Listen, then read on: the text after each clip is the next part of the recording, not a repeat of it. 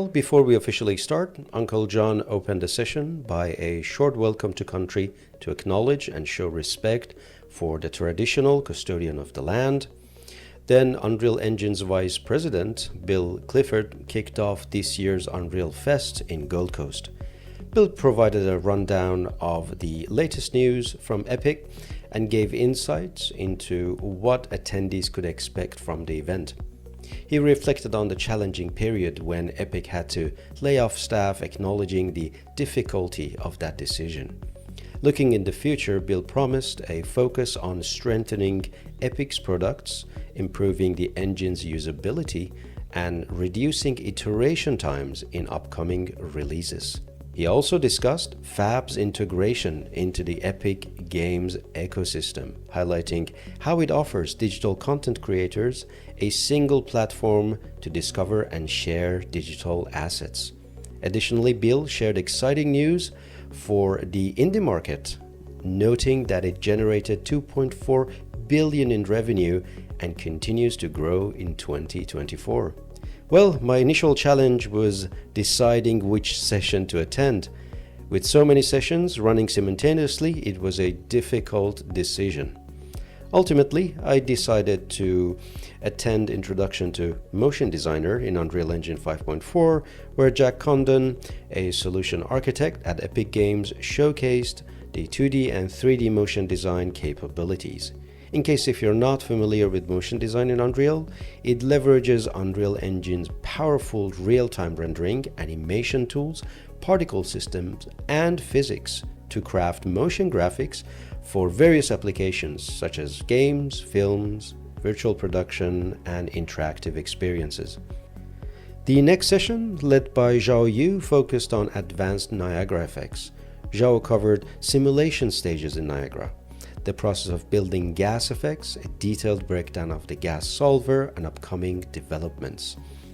It was very impressive to see Epic Games investing in and planning to expand Niagara's capabilities. Regarding simulation stages, systems, emitters, and particles were discussed as their main components and explored execution behavior during particle spawn and particle update. These topics were also covered in our introductory Niagara video, so definitely check it out if you are not familiar with that. Epic also aims to add more reusable modules to enhance Niagara's data structure and capabilities in the near future. Additionally, the session highlighted new support for heterogeneous volumes, initial shadow casting, and composite translucency, that is accessible now in 5.4 via these settings. We also delve into iteration sources, using the attribute reader in Niagara to loop through particles and write data into the grid, simulating motion blur in Niagara, which is incredible to see. The next session I attended was Animating Cinematics in Unreal, presented by Amber Glock, cinematic animator at Epic Games. She shared some fantastic tips for using the sequencer in Unreal Engine. Drawing from her experience in this trailer, Amber emphasized the advantage of doing everything within Unreal Engine. Troubleshooting becomes easier as you only need to focus on one program, allowing you to spend more time on what you really enjoy. It also enhances collaboration between different disciplines and enables more frequent update, letting you see animation with lighting and visual effects in real time. In games, you typically rely on a single level and a level sequence, navigating shots through an animation browser. However, cinematic artists can use multiple level sequences nested under a master sequence, navigating shots through the master sequence. Unreal Engine 5.4 now supports fully animating a scene from start to finish without needing an external program. Here are some suggestions from the Epic Games team for working more efficiently in Sequencer. Number 1, turn on Auto Key. Number 2, Magnet. Use Magnet more frequently to snap to whole frames. Number 3, turn off Auto Expand nodes on selection, which is on by default. Number 4, filter by selected controlled rig controls. The hotkey for it is F10.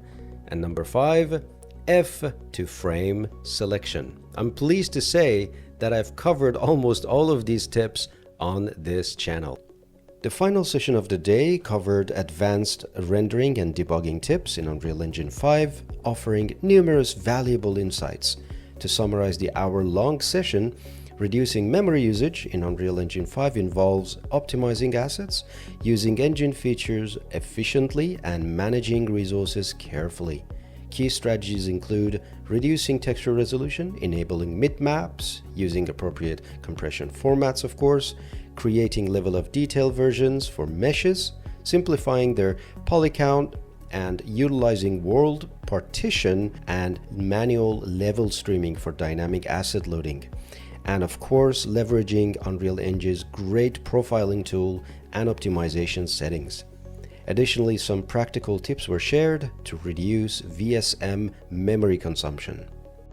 And just like that, day one passed by. After a light meal, not for me, we went back to the hotel.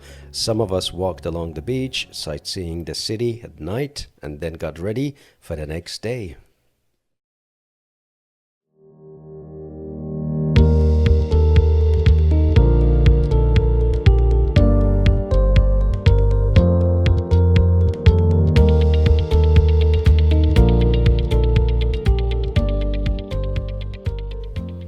The Evolving Landscape of Education by Julie Lottering, Director of Unreal Engine Education, was the first session of day 2.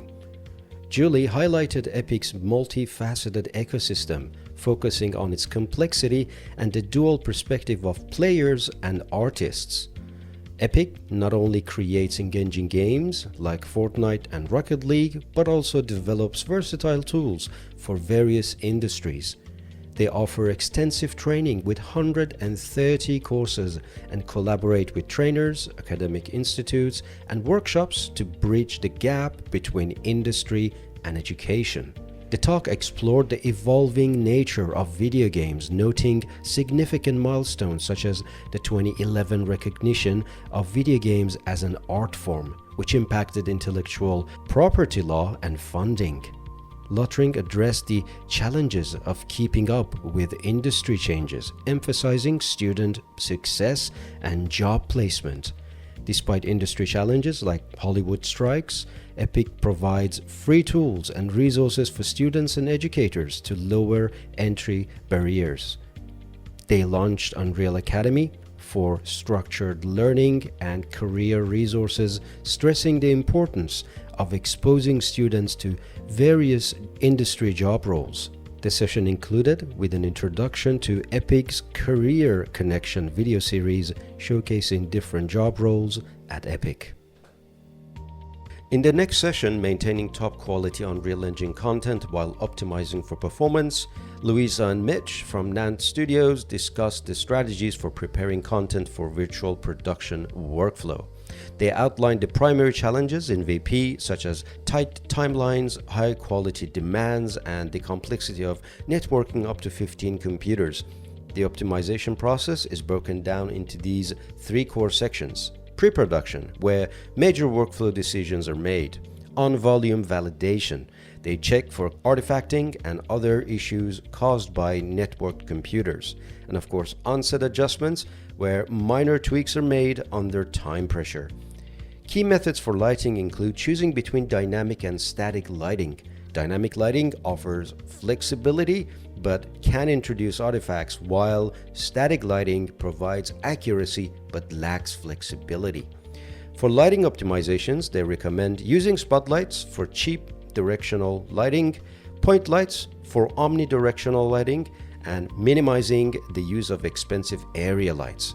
Of course, reducing attenuation radius and unnecessary shadows can help. For texturing and materials, they suggested maintaining high resolution for foreground elements while lowering the backgrounds. Profiling tools are again used to identify and address performance bottlenecks. Finally, they discussed using hardware-matched 4K monitors to test performance and employing GPU Visualizer to identify and resolve bottlenecks before finalizing the content for the volume stage.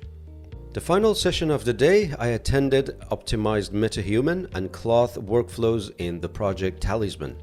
presented by Jared Monson, Senior Technical Animator at Epic Games. The session began with a brief recap of MetaHumans and the tools. The MetaHuman Creator is a cloud-based application that allows users to create high-fidelity digital humans really quickly. The Talisman project aimed to test and push boundaries of MetaHumans in various environments while meeting the spec requirement by UEFN. Jared explained the UEFN MetaHumans differ from regular MetaHumans, mainly in the terms of size and performance optimizations. Despite this, high visual fidelity was maintained. Key optimizations included reducing mesh level of details, animation performance improvements, groom reductions, and texture and material optimizations. Groom optimizations were crucial as hair strand can be expensive to render. Various techniques were employed to reduce the density and CV count of grooms while maintaining visual fidelity. Tools for profiling and debugging grooms were also highlighted. Jared concluded the demonstration how to add custom clothing to MetaHuman using Marvelous Designer and Unreal Engine's Blueprint system, allowing for personalized character creation while maintaining performance efficiency. The session emphasized the importance of optimization in creating visually compelling yet performance-efficient digital characters in Unreal Engine. And that, my friends, wraps up the sessions I attended. The energy was electric and the conversations were inspiring. I hope I captured the essence of this two-day event for you all. Thank you again and see you in the next video.